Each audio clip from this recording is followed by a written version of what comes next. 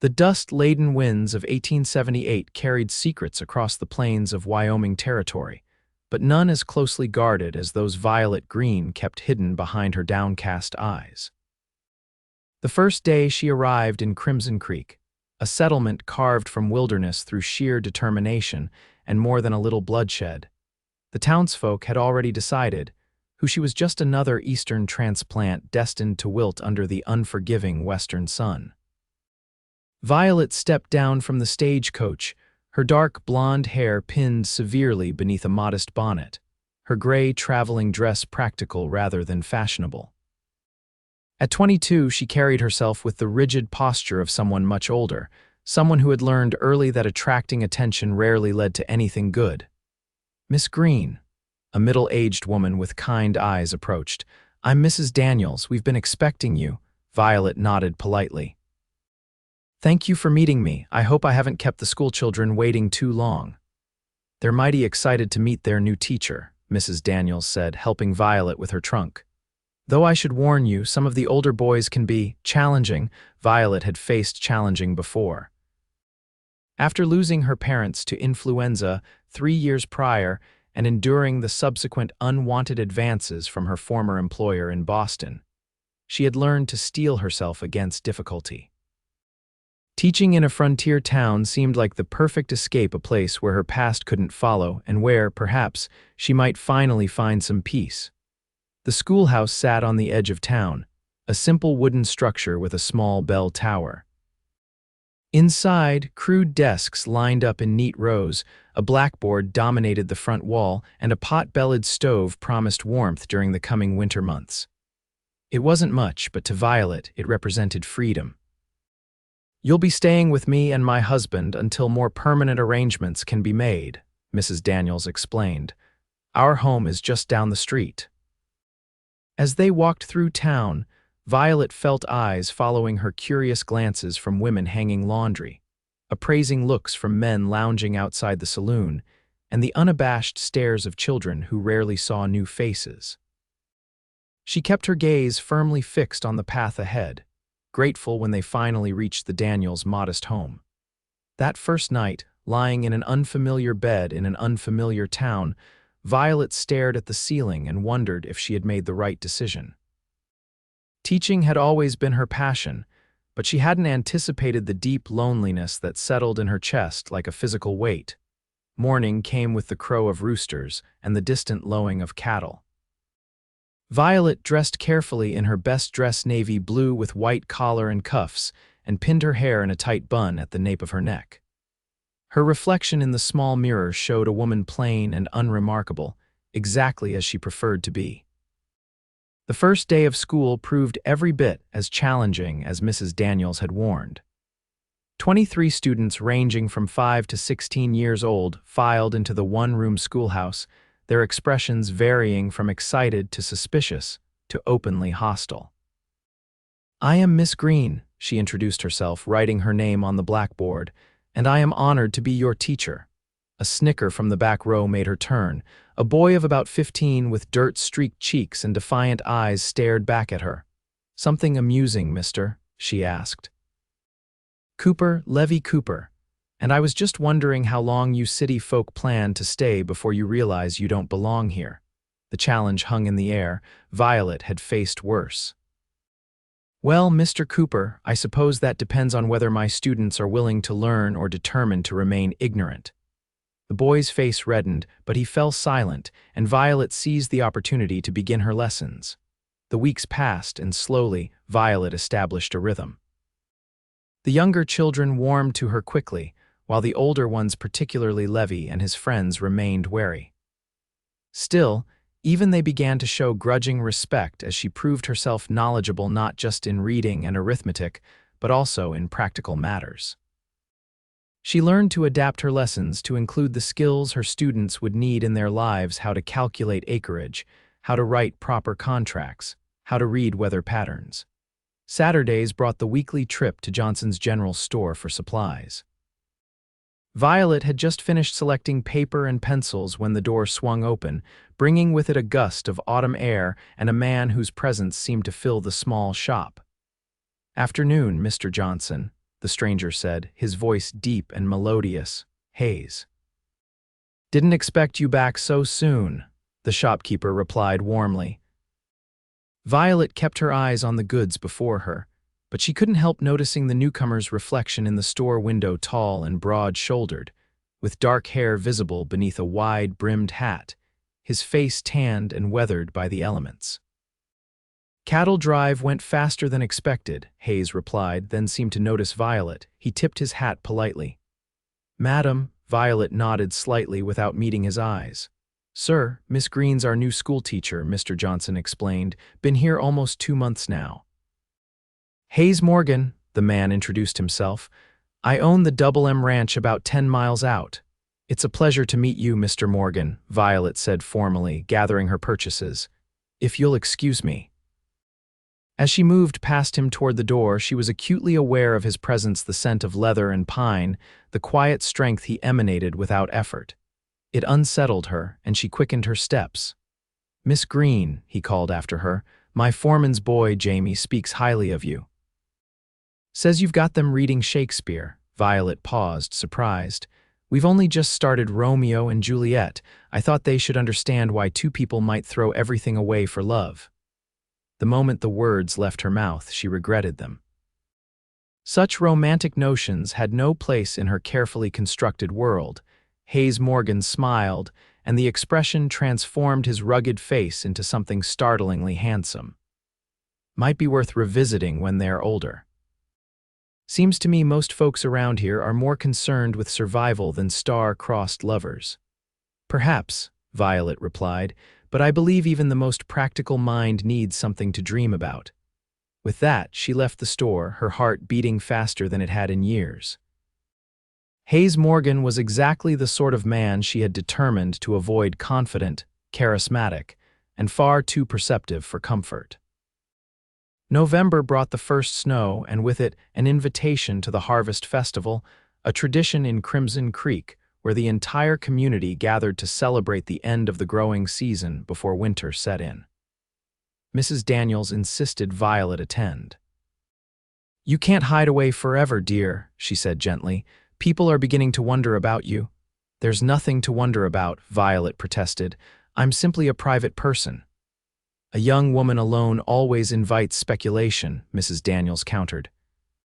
Best to show yourself as part of the community. Besides, you might enjoy yourself.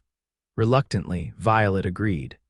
The festival was held in the town square, with tables groaning under the weight of potluck dishes, fiddle music filling the air, and lanterns casting a warm glow as dusk settled. Violet wore her best dress, a dark green wool that brought out the flecks of gold in her hazel eyes, and allowed Mrs. Daniels to arrange her hair in a softer style than her usual severe bun. There now, Mrs. Daniels said with satisfaction. You look lovely. Violet didn't feel lovely. She felt exposed, vulnerable in a way she hadn't allowed herself to be in years. But she smiled and followed the older woman to the festivities. Parents of her students greeted her warmly, praising her teaching methods and their children's progress. Even Levy Cooper's mother thanked her for getting through to that stubborn boy of mine. For the first time since arriving in Crimson Creek, Violet felt a tentative sense of belonging. That feeling shattered when she saw Hayes Morgan across the square, deep in conversation with the town mayor. He looked different tonight, clean-shaven, wearing a crisp white shirt and dark waistcoat instead of the rough work clothes she'd seen him in before.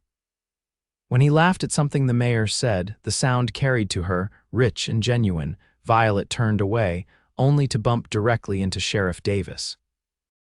Sorry, Miss Greene, the lawman apologized. Didn't see you there. It's quite all right, Sheriff, she replied, smoothing her skirts. It's rather crowded tonight.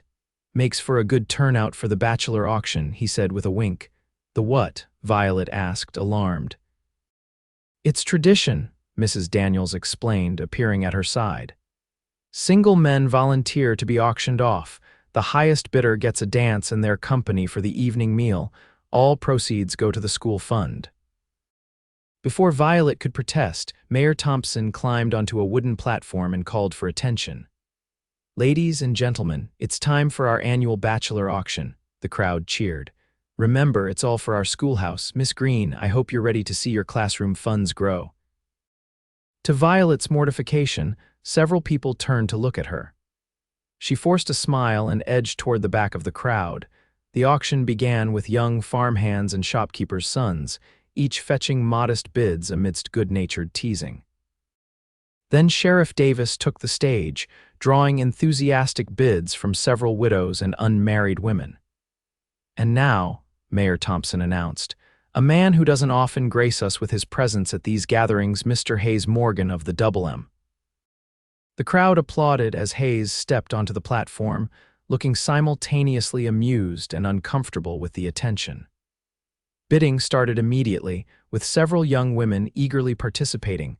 Violet watched with a strange knot in her stomach as the bidding climbed higher. She told herself it was ridiculous to feel anything about a man she barely knew, yet she couldn't deny the sharp pang of what? Disappointment? Jealousy? As a pretty widow named Mrs. Harper seemed poised to win with a bid of $8. $10. The voice rang out clear and determined, and it took Violet a moment to realize it was her own. A hush fell over the crowd as people turned to stare at her in astonishment. No one had bid that high in the history of the auction. Hayes's eyes found hers across the square, surprise evident in his expression. Then a slow smile spread across his face and he tipped an imaginary hat in her direction. $10 going once, Mayor Thompson called, looking equally shocked. Going twice, sold to Miss Greene for $10. Mrs. Daniels squeezed Violet's arm. "Well, my dear, that's certainly one way to announce yourself to society." Mortified by her impulsive action and the gossip it would surely generate, Violet seriously considered fleeing back to the Daniels' house. But before she could act on the impulse, Hayes was standing before her, offering his arm. "I believe I owe you a dance, Miss Greene," he said, his voice low enough that only she could hear. "I'm so sorry," she whispered, placing her hand hesitantly on his arm. "I don't know what came over me." "I'm not complaining," he replied as he led her toward the area cleared for dancing. "Though I am curious why the most reserved woman in town would make such a public spectacle." "It's for the school fund," she said weakly. Hayes chuckled. "Of course, your dedication to education is admirable." The music began, a slow waltz that required him to place one hand at her waist while holding her other hand. The touch, even through layers of clothing, sent a jolt through Violet that she hadn't experienced in years, perhaps ever. "I should warn you," she said, desperate to maintain some semblance of composure, "I'm not a very accomplished dancer." "Just follow my lead," he replied, and somehow she did. As they moved across the makeshift dance floor, Violet gradually relaxed into his guidance. Hayes Morgan might look like a rough cowboy, but he danced with unexpected grace. "Where did you learn to dance like this?" she asked. "My mother insisted," he replied. "Said no son of hers would stomp around like a buffalo even if we did live on the frontier. She sounds formidable." "She was," he said, a shadow crossing his features. "She passed 5 years ago, pneumonia." "I'm sorry," Violet said softly. "I lost my parents to influenza 3 years ago." It was the first personal detail she had shared with anyone in Crimson Creek, and she wasn't sure why she had chosen to reveal it to him, of all people. "It changes you," Hayes said. "Makes you see the world differently." "Yes," she agreed. "It does." The music ended, and they stood for a moment, still connected, before Violet remembered herself and stepped back. All around them, people were watching with undisguised interest. "I believe I also owe you supper," Hayes said. "Shall we?" He led her to a table laden with food, filling a plate for her with selections from the potluck offerings. They found seats somewhat removed from the main gathering, which Violet appreciated. "So, Miss Greene," Hayes began, "what brought you all the way from where was it?" "Boston," she supplied. "And I came for the teaching position." "That's the practical answer," he observed.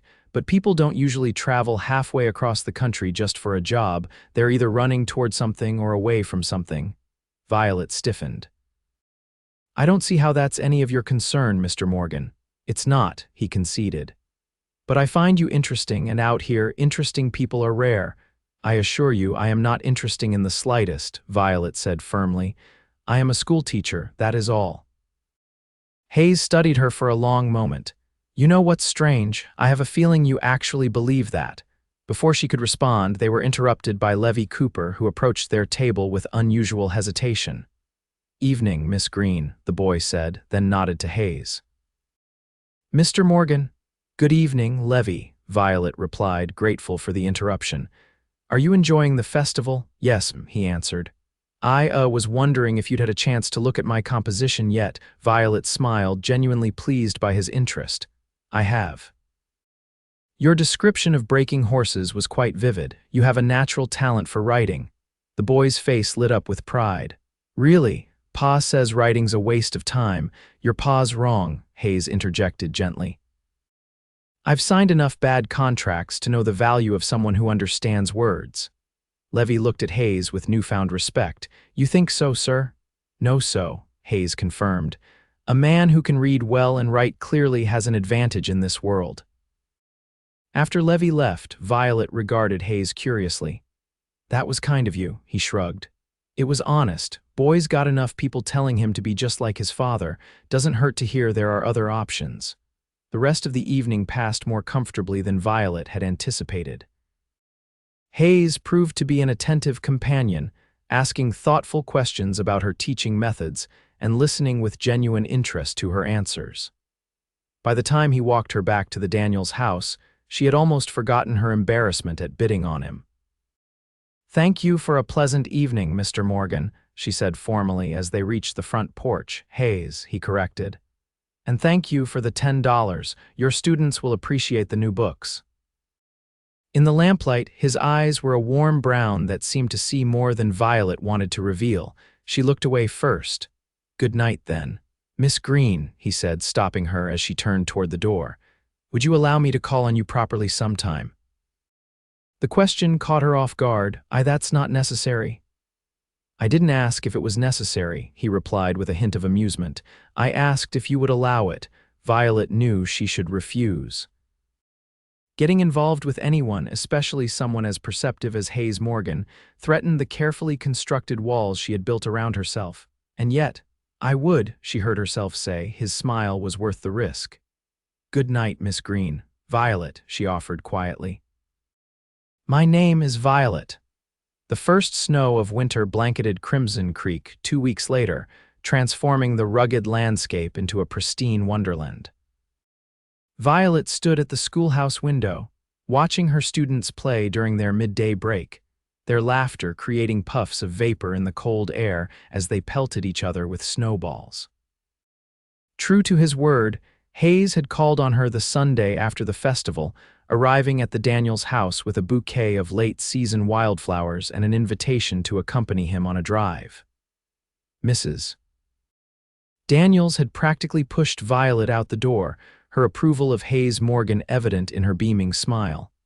That first drive had led to others, each one allowing Violet to see different aspects of the man beneath the cowboy exterior. He was educated. His father had insisted on Eastern schooling despite Hayes's resistance. He was fair. His ranch hands spoke of him with respect rather than fear, and he was patient, never pushing Violet to reveal more of herself than she was ready to share. Today would mark their 5th outing together, and despite her misgivings, Violet found herself watching the road for signs of his approach. When the school day ended and the children had been dismissed, she lingered, straightening desks and organizing books with unusual care. A knock at the door made her heart leap, but it was Levy Cooper who entered, looking uncharacteristically serious. Miss Greene, he said, twisting his hat in his hands. Could I talk to you about something? Of course, Levy, she replied, gesturing to a desk. What's troubling you? The boy sat awkwardly, his lanky frame too large for the student desk. It's about my pa. He says I need to quit school after Christmas, says a boy of 15 should be working full-time. Violet's heart sank. Levy had shown remarkable improvement in recent months, developing a passion for literature that had transformed his attitude toward learning. I see, she said carefully. And how do you feel about that? Levy looked down at his hands. I don't want to quit. But Pa says reading stories won't put food on the table. Your father is concerned for your future, Violet acknowledged. That's natural, But perhaps if I spoke with him about the opportunities education could provide, he won't listen, Levy interrupted. He's got his mind set. Violet considered the problem. What if someone else spoke to him, someone he might respect more than a female schoolteacher? Hope flickered in Levy's eyes. Like who? Like Mr. Morgan, perhaps, Violet suggested. Your father respects ranchers, doesn't he? Yes, he does. Mr. Morgan's got the biggest spread around these parts. Then let me see what can be arranged, Violet promised. In the meantime, keep up with your studies. After Levy left, Violet gathered her things and stepped outside just as Hayes arrived in his wagon. The sight of him still caused a flutter in her chest that both thrilled and terrified her. You're looking thoughtful, Hayes observed as he helped her up onto the seat beside him. I am, she admitted. One of my students may have to leave school and I was hoping you might help. As the wagon pulled away from the schoolhouse, Violet explained Levy's situation. Hayes listened attentively, his expression growing serious. Frank Cooper's a stubborn man, he said when she finished, but he's also practical. I'll speak with him, see if we can't work something out. Thank you, Violet said gratefully. Levy has such potential, it would be a shame to waste it. Hayes guided the wagon out of town, following a trail that led toward a small lake now frozen over. I thought we might try something different today, he explained. Ever been ice skating? Violet shook her head. Never. It sounds dangerous, Hayes laughed. Only if you don't have someone to hold on to. He produced a pair of ice skates from under the seat. These were my sisters, thought they might fit you. The idea of trying something so unfamiliar both excited and terrified Violet. I'll probably fall. Probably, Hayes agreed cheerfully, but I'll be there to catch you. And he was. For the next hour, Hayes guided Violet across the frozen lake, his strong hands steady at her waist, his encouragement constant in her ear. She fell twice, pulling him down with her the second time, and their shared laughter echoed across the winter landscape. As the short winter day began to fade, they sat on a fallen log near the shore, sharing hot coffee from Hayes's thermos. Their conversation flowed easily now, comfortable silences interspersed with meaningful exchanges. Violet found herself sharing stories of her childhood in Boston, her dreams of becoming a writer, her love of teaching. You're not what I expected, Hayes admitted during one such exchange. What did you expect? Violet asked. Someone more rigid, I suppose. When you first came to town, you seemed determined to keep everyone at a distance. Violet looked down at her gloved hands. I am. Why? His question was gentle but direct, the moment stretched between them, filled with unspoken things. Finally, Violet took a deep breath. After my parents died, I had to find work. The only position available was as a companion to an elderly lady whose son. She hesitated. He made advances. When I refused him, he spread rumors that ruined my reputation. No one would hire me after that. Hayes's expression darkened. What was his name? The protective anger in his voice warmed something inside Violet. It doesn't matter now. I came west to start over, to be judged on my own merits rather than malicious gossip. Is that why you keep people at arm's length? Why you dress to be overlooked? His perception startled her. If no one notices me, no one can hurt me. Hayes reached out slowly, giving her time to pull away, and took her hand in his. Violet, do you know what I see when I look at you? She shook her head, unable to speak past the lump in her throat. I see strength. Intelligence, compassion, and yes, beauty not just in your face, but in the way you care for your students, the way your eyes light up when you talk about books, the way you stood up to bid on a rough cowboy at a harvest festival. His smile was tender. You can hide from everyone else if you want to, but you can't hide from me. I see you. Tears pricked at Violet's eyes. I'm not pretty, she whispered, giving voice to a belief that had settled in her heart long ago. Hayes reached up to brush a strand of hair from her face. Then you've never seen yourself through my eyes. In that moment, with snowflakes beginning to drift down around them and the fading light casting everything in shades of blue and gold, Violet felt something within her shift, a wall crumbling, a door opening to possibilities she had long denied herself. The kiss, when it came, was gentle and questioning. Hayes pulled back after a moment, searching her face for permission to continue. Violet answered by leaning forward and pressing her lips to his again, her heart thundering in her chest. December brought festive preparations to Crimson Creek. The schoolhouse was decorated with paper chains and pine boughs for the Christmas pageant, an event that had the entire town buzzing with anticipation. Violet threw herself into the preparations, coaching her students on their lines and helping to create simple costumes. Hayes had been true to his word about speaking with Frank Cooper. Whatever he had said must have been effective, because Frank himself had approached Violet after church one Sunday to awkwardly inform her that Levi could continue his schooling for the time being.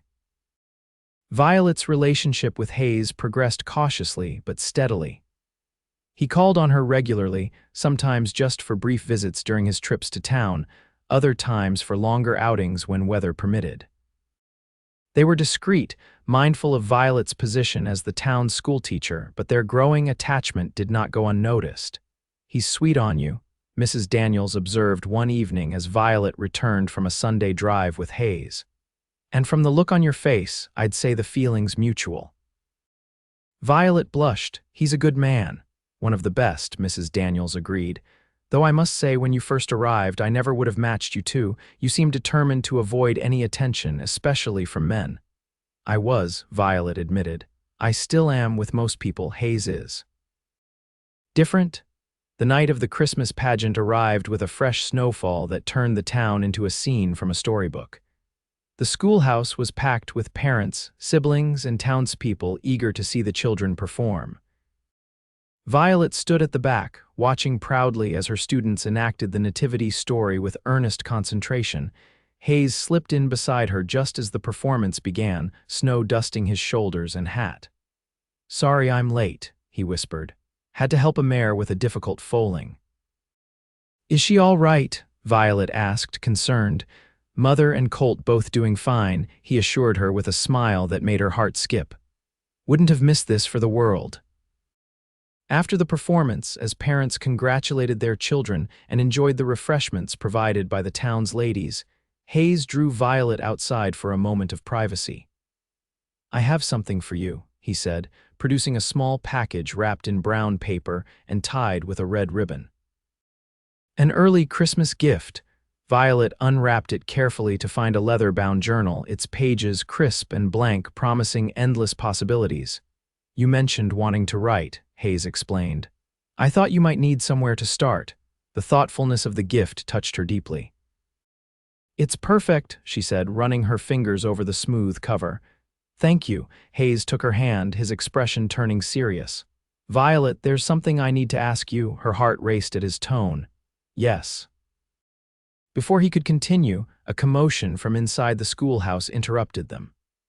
Shouts and the sound of breaking glass had them rushing back inside to find chaos erupting.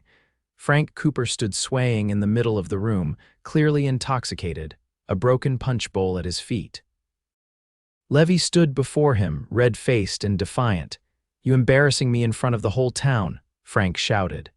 "Prancing around in that costume, spouting poetry. No son of mine, Mr. Cooper," Violet intervened, stepping between father and son. "Please lower your voice. You're disrupting the celebration." Frank's bloodshot eyes focused on her with difficulty. This is your doing," filling his head with nonsense, making him think he's too good for honest work. "Pa, stop it," Levi pleaded. "Miss Greene hasn't done anything wrong." "Frank," Hayes said firmly, moving to stand beside Violet, "you're drunk. Let me take you home before you say something you'll regret." Frank's gaze shifted between Hayes and Violet, a ugly comprehension dawning. "So that's how it is, the high and mighty schoolmarm and the big rancher. Is that why you came asking about my boy, doing favors for your woman?" The silence that fell was deafening. Parents hurriedly gathered their children, ushering them outside despite the snow. Sheriff Davis pushed through the crowd, his hand on his gun belt. "That's enough, Frank," the sheriff said. "Time to go sleep it off in my jail."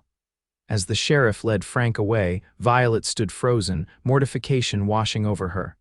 All her careful efforts to maintain propriety to be above reproach, undone in an instant by a drunk's insinuations. Hayes touched her elbow gently. "Violet," she stepped away, unable to look at him. I should help clean up, she said mechanically. Let me take you home, he urged. People are upset now, but by tomorrow, everyone will be talking about the schoolteacher and her cowboy lover, Violet said bitterly. Your reputation is intact, Mrs. Daniels interrupted firmly, stepping forward. Frank Cooper is a known drunk, and no one with sense pays him any mind. Now, both of you help me salvage what's left of the punch and cake. The three of them worked in silence, cleaning the mess and restoring order to the schoolhouse. By the time they finished, most of the townspeople had dispersed, leaving only a few stragglers who offered sympathetic smiles to Violet. I'll walk you both home, Hayes said when they finally locked the schoolhouse door.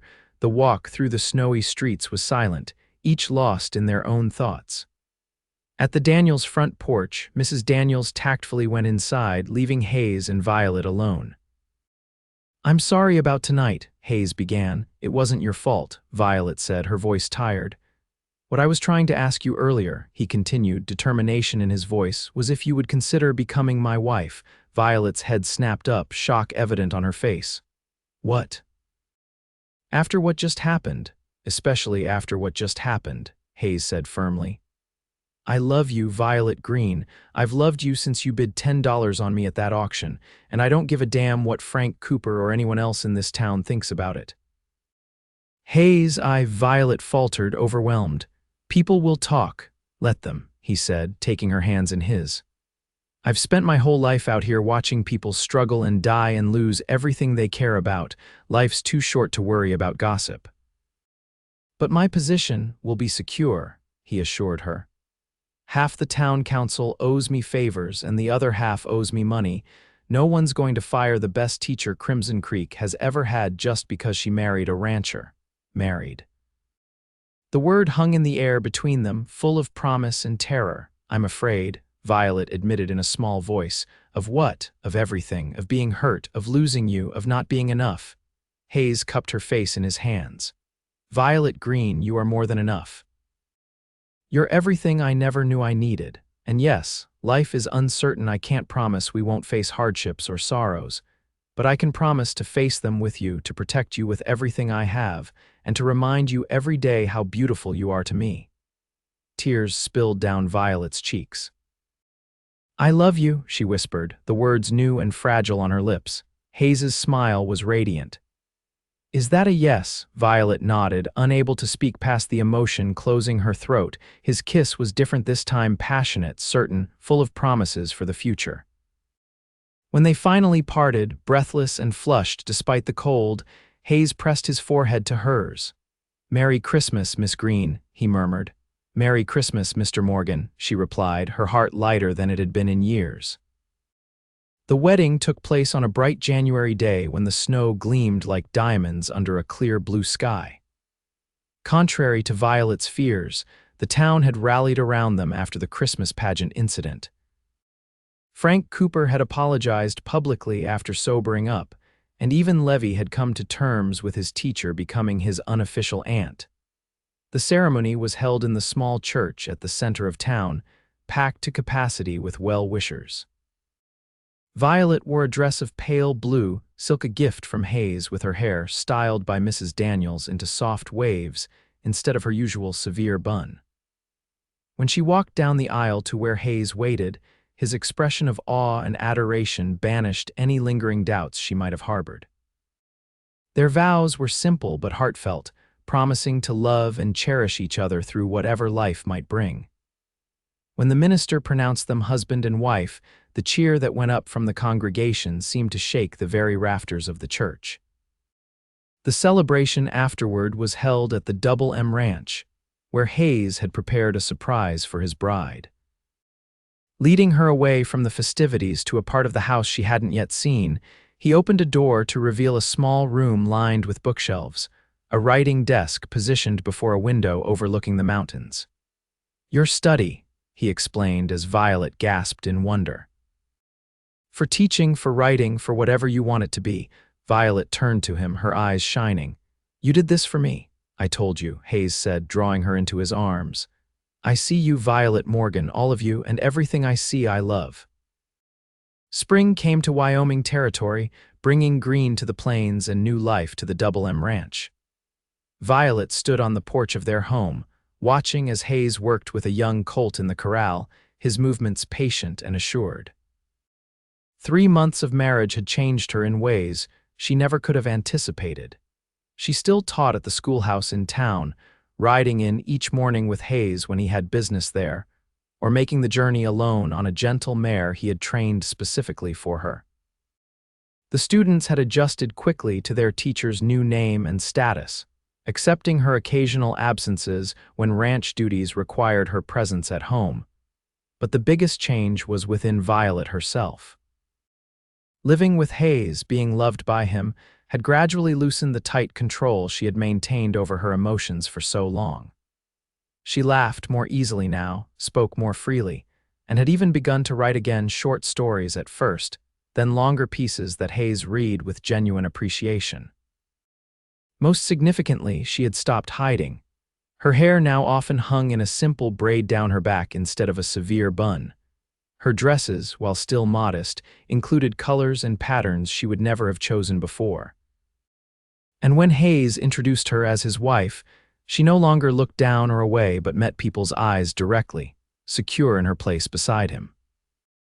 Levi Cooper had continued his education, with Frank's grudging support after Hayes offered the boy part-time work at the ranch that allowed him to learn ranch management alongside his schooling. The arrangement benefited everyone. Levi gained practical experience while continuing his studies.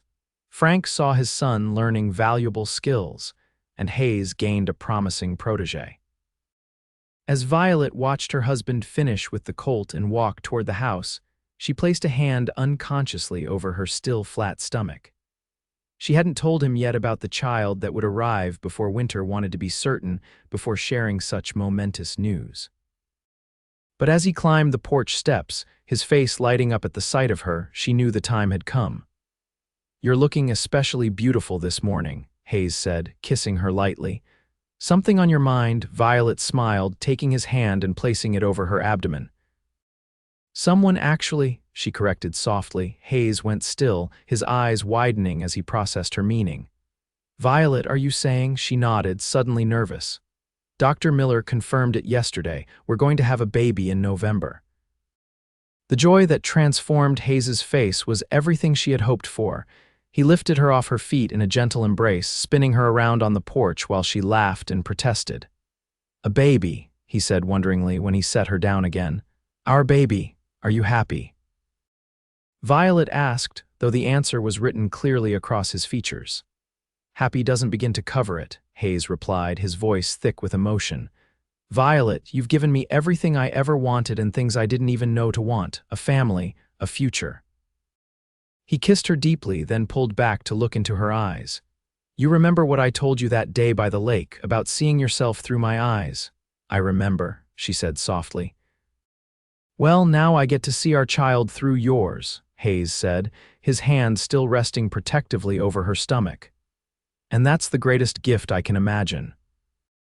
As the sun set over the Wyoming landscape, painting the sky in brilliant hues of orange and pink, Violet and Hayes Morgan stood together on the porch of the home they had made, looking out at the future stretching before them, a future built on love, trust, and the courage to see themselves and each other as they truly were.